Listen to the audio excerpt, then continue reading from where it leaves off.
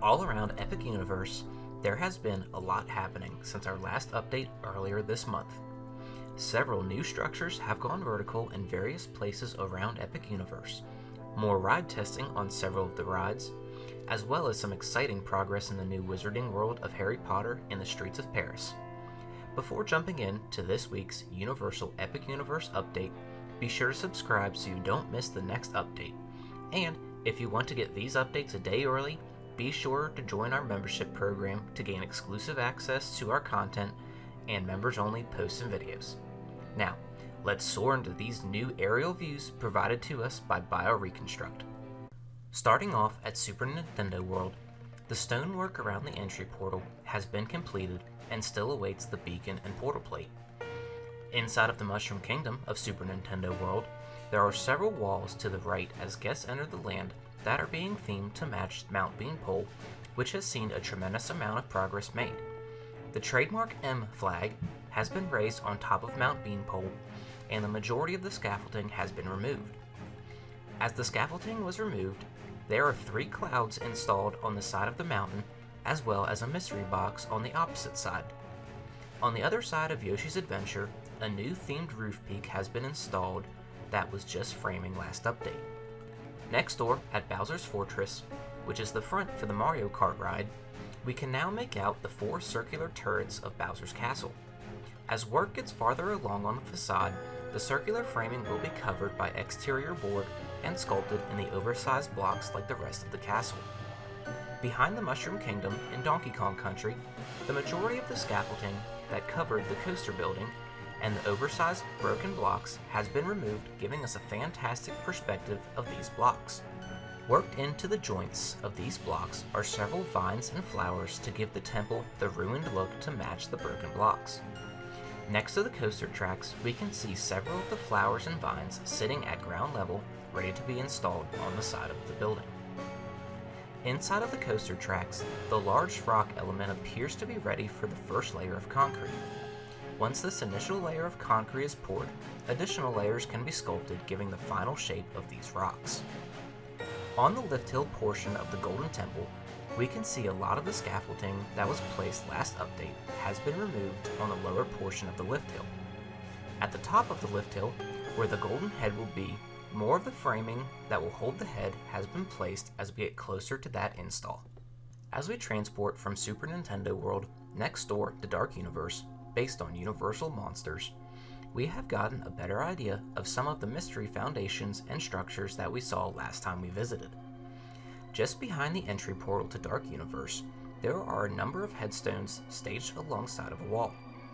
The headstones will be placed to create a graveyard guests will walk through before getting to the village of Darkmoor. The structure that guests will see as soon as walking through the entry portal that was just steel framing last update appears to be another crypt similar to the one found in the overflow queue area of the future ride. This would make sense given the headstones that are nearby. Just before guests enter the village, they will walk under a broken bridge. The right side of this broken masonry bridge can be seen in detail through the scaffolding, while the left side stays just a little bit behind. Entering the village of Darkmoor, there have been several roof peaks added to both sides of the village. Looking at the right side of the village, we can see the waterproofing that we saw on both the Lacey's Snack Stand as well as Curse of the Werewolf before their shingles were installed. It can be assumed that we will see these same style of shingles on the roof peaks of the village. Just after exiting Darkmoor, guests are met by the Manor, which is the front to the feature ride of Dark Universe. The gateway to the feature ride has seen several peaks added to the roof, while the walls in front of the manor have had stone added to the faces of the walls, giving these walls the finished and weathered look. The manor itself has also seen more scaffolding removed and more purple exterior board has been added to the side towers. Behind the feature ride in the overflow queue area, there have been several trees planted all around the grounds, which includes a large tree inside of the circular concrete foundation, which we were predicting either to be a fountain or a garden. Going with how a lot of these foundations are ending up all around Epic Universe, we can safely guess that they will all be gardens with a tree. The perimeter walls of the queue area is receiving vertical stones similar to the walls in front of the manor. We can see these stones staged just outside of the queue area. As work progresses on this area, we can start to see the pathway guests will follow if Universal needs to utilize this part of the queue. At Burning Blades Tavern, the exit pathway has been poured between the trees leading from the outdoor seating area of this location towards the entrance. Looking at the top of the windmill, the hub that the blades will be attached to is sticking out from the main structure. Hopefully, in the next update or two, we will start to see blades installed on Burning Blades. Curse of the Werewolf is the latest ride at Epic Universe to have ride testing start, since we have seen footage of the trains in motion. The shingles at the load station and the barn have been completed, and we will start to see these shingles in the village next. Inside of the forest of Curse of the Werewolf, there is a network of pathways weaving around the trees. There are several different pathways leading to the load station, which, assuming this will be the general standby line, express pass line, and the single rider line. The exit pathway has also been poured as well and is now covered for protection. The new foundation that we saw last time out behind Burning Blades Tavern is starting to have steel beams erected. It is still believed that this will be a support building or warehouse for Dark Universe. Jumping to the other side of Celestial Park, at the new Wizarding World of Harry Potter in the streets of Paris, there has been a lot of scaffolding removed since last time we checked in. Last time out, we got to see one small section of facade unobstructed, but this update, we now have an entire street worth of facade in clear view. Each one of these buildings looks slightly different from the one on either side of it, giving the sense of being in the streets of Paris. All of the rooftops of those exposed buildings have the weathered look that we will see all around the land. At street level, there is a lot of drain work being done, as we can see drain covers placed every 20 feet or so. With the final grading going on inside of this street, we should see some concrete being poured in the near future. The street will look similar to the ones found at Diagon Alley at Universal Studios with a cobblestone look. Just outside of the entry portal to the new Wizarding World, there is a new concrete form starting right at the mouth of the entry portal. To the right of the arch, after guests walk through the entry portal, we can start to make out a mural through the scaffolding that will cover that side of the building. The courtyard outside of the land's exit has seen a lot of work since last time out as well. A large tree has been planted in the center of the courtyard, as well as several smaller trees inside of the gardens just off the courtyard. As we move from one magical land to another of the How to Train Your Dragon land at the Isle of Burk, there is a lot of detail work going on all around the land. There has been a newly prepared site just outside of the entry portal, in which in initial plans was supposed to be a food court, but now, thanks to Alicia at Theme Park Stop, we now know has been redesigned to be two separate quick service dining locations. Looking closer from above, we can make out the painted lines of the future building. On top of the entry portal, rock mesh is getting closer to the base of the portal's beacon. Several locations around the portal and the coaster tracks in the land, we can start to make out more of that themed fencing being installed.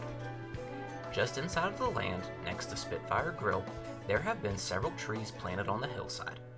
On the opposite end of Spitfire Grill, there is a lot of sculpting going on we can see behind the scaffolding. Outside of the theater building, there have been several areas of new steel framing erected, creating some sort of visual barrier for the massive buildings from the rest of the land. At the launch coaster of the land, there is more progress being made on the decorative wall shielding the maintenance building from view of guests on the coaster. Farther down the coaster track, more of the wing-style safety netting has been installed as predicted. At the base of the second launch, we can see a covered ride train, which shows that ride testing is also in progress for this coaster. Wire rock mesh has started to climb the retail building on the edge of the lagoon. The platforms at the top of the steel frame are believed to be for the installation of dragons later on. Several pieces of the wire mesh can be seen staged on the ground below, ready to be installed. The main full-service dining location in the land, thought to be named Mead Hall, has been surrounded in scaffolding in preparation for the sculpting of the mountain on top of the location. This scaffolding will be in place for the next several months as workers sculpt the facade and the mountain above. Leaving the Isle of Burk and moving on to the back of Epic Universe at the Helios Grand Hotel, the dome on the rooftop bar and lounge is quickly taking shape. There are several pieces of domed framing on the ground ready to be lifted into place. The scaffolding makes up the inside of the dome, where the steel framing will be installed over top. At the top of the temporary brace, there is a circular steel piece where the dome framing will be attached. The facade of the hotel continues to make progress towards the top of the tower. The windows are a couple of floors behind the walls as they are installed.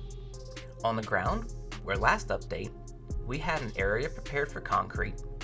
This concrete pour has since happened, giving the walkway underneath the covering of the hotel the next step to being completed. At the base of the Helios Grand Hotel is the main show fountain, where last update we saw workers painting the basin. Last time out, there has been a protective pathway now laid down on the fountain basin, giving us the indication that this will be the final color of the fountain. Around the fountain, the viewing areas continue to take shape as well. Next to the main fountain, there are a couple of new steel frames that have been erected on the octagon foundations. The structures near Meteor Astropub is believed to be an outdoor bar, and the structure near the Dark Universe portal will possibly be another quick service drink stand. At Starfall Racers, there have been several new sculpted rocks on either side of the comet in the front of the load station where the coaster tracks crisscross head-on. There's also some wire mesh around the perimeter of the coaster tracks that seem to have the same look of the sculpted rocks. In front of the entrance tunnel to the coaster, the courtyard has been completely covered in a protective layer. However, the shooting star still needs to be formed. Around the second main water feature, where the rumored carousel will be, there are several heavy lift items placed inside of the fountain. Looking closer at these pieces, there's a curved end on all of the pieces. These could be the first pieces of the ride itself, since on these pieces of steel we can see some wheels, which means these pieces would be moving. In front of the Atlantic restaurant, more of the waterfall features have been formed, with the forms being removed closer to the bottom of the waterfalls. As we exit Epic Universe at the entrance to the park, both sides of the entry portal are being themed behind the scaffolding. If you enjoyed this Universal Epic Universe construction update, be sure to give this video a like, and don't forget to subscribe so you don't miss an update. I would like to give a special shout out to Alicia at Theme Park Stop, as well as BioReconstruct for his continued content of Epic Universe. Make sure to follow both of them on social media if you don't already. With that, this wraps up this week's Universal Epic Universe construction update. Until next time, travelers, have a great one.